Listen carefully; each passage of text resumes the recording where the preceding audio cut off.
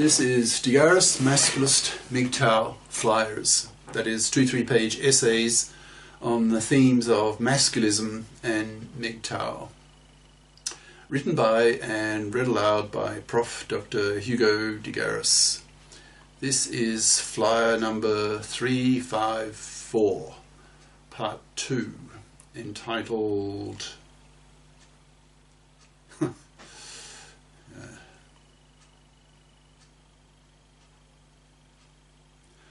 How will widespread masculism affect women? Continuing straight on, item 3. Women feel enormous moral pressure to FIP up. Once society has become bi-conscious, there will be enormous pressure on women, on the schools, parents, universities, etc., to push for the FIPPing of women, that is, pushing them hard to FIP up, that is, become FIPs, or they will be punished by men and by society in general by not having a baby. Young men at high school will shun young fluffies. Same-sex classmates will exert strong moral pressure on fluffies to FIP up or lose friends. Potential boyfriends will spit at young fluffies, labelling them as immoral, parasitic, manslaving, fluffy vermin to be wiped out, spat at in a masculist culture. Young women will react strongly to this enormous pressure and take to heart one of the more influential of masculist slogans. Quote, "No calculus, no baby." These young women will pour into the STEM fields at high school and college. Traditional fluffy fields, that is, fluffy crap majors such as English literature, history, languages, etc., will become much less popular as majors, in brackets, although as minors there will be no flack from the masculists. In the next decade, it should be apparent that there has been a significant shift upward in the choice of young women towards the hard option, that is, analytic subjects like math and the sciences, so that these women can study STEM majors at college and end up with a career competent diploma that the economy values and pays a good salary for.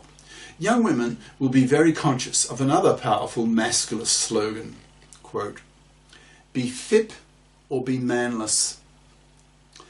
Men are mostly FIPs, so have the financial power to force women to FIP up or rot on the shelf, manless, loveless, sexless, babyless, and spat at.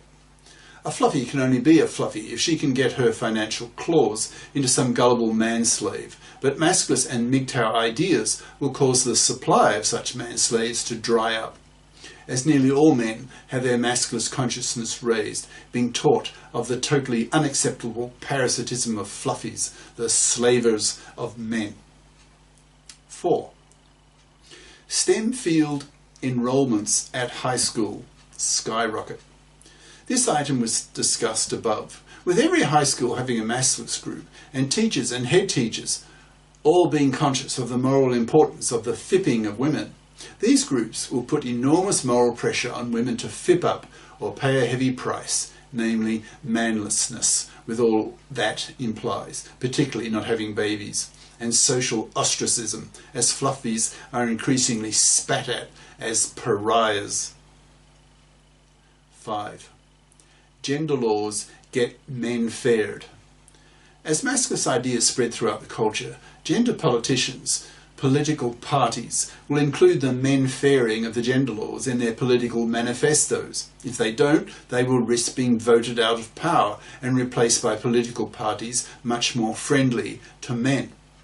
Young women will also be pushing the politicians to men fair the gender laws, since if these laws are not made men fair and men continue to be financially crucified in the hated fluffy feminist dominated divorce courts, then young men will continue to reject marriage and paternity, forcing young women to be babyless and forcing young women to vote with men for the men fairing of the gender laws.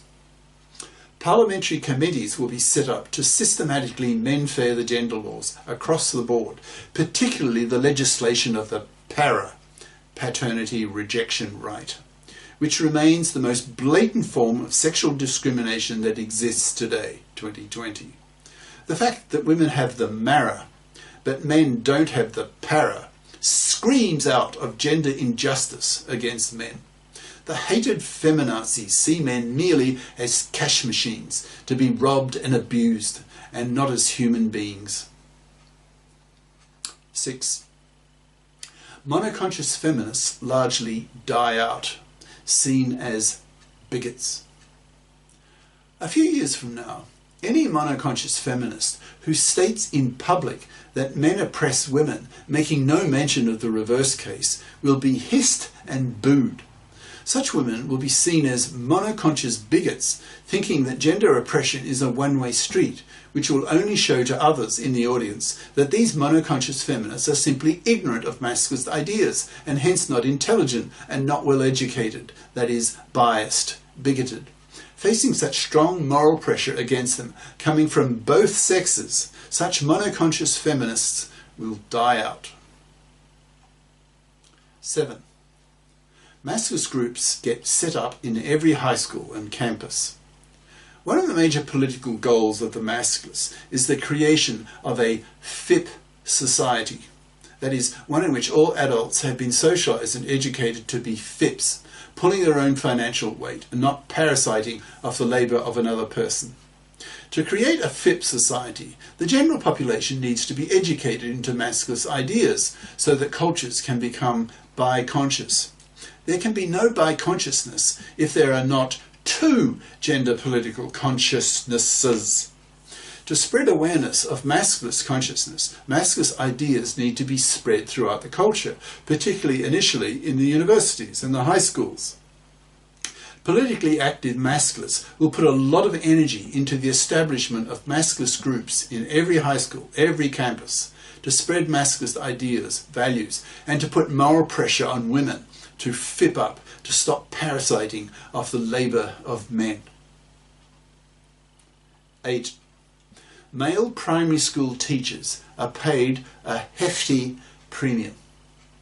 Young boys are growing up increasingly in female-only environments, which is having a very negative effect on their psychological development, depriving them of gender role models, alienating them and pumping them full of feminazi propaganda that, quote, "Men are toxic.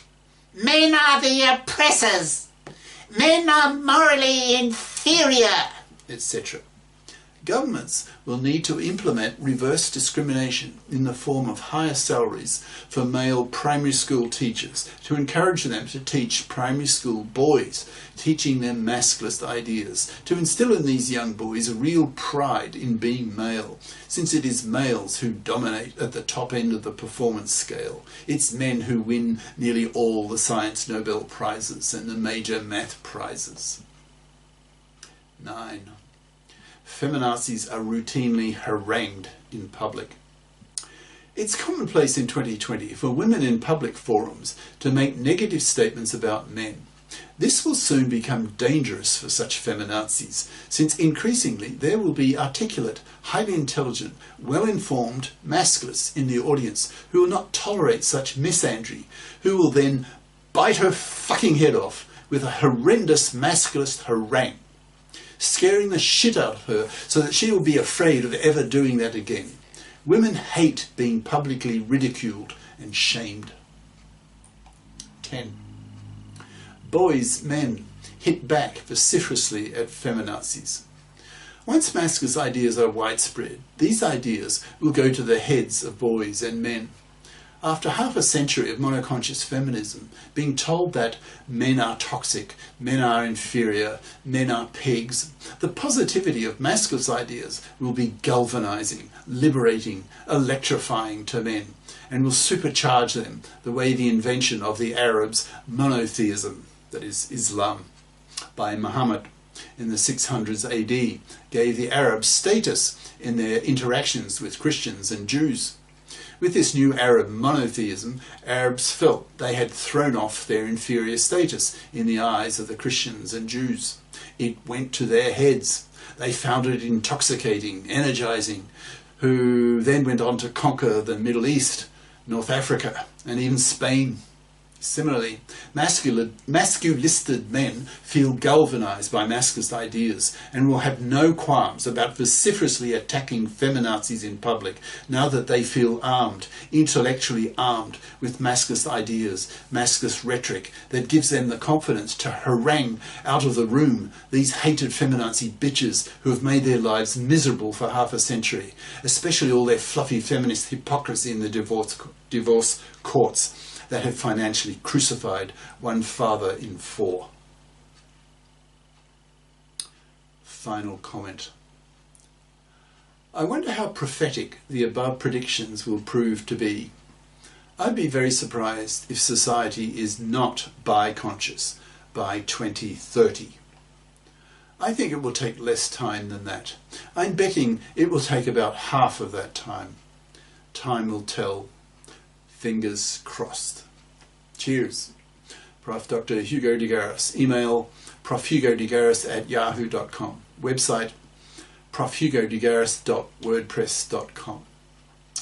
Author of the book Masculism, Men's Rebellion Against Being Manslaves to Women, an e-textbook of 350 plus masculist flyers for men's studies courses. Freely downloadable in Microsoft Word format from my website. Ciao.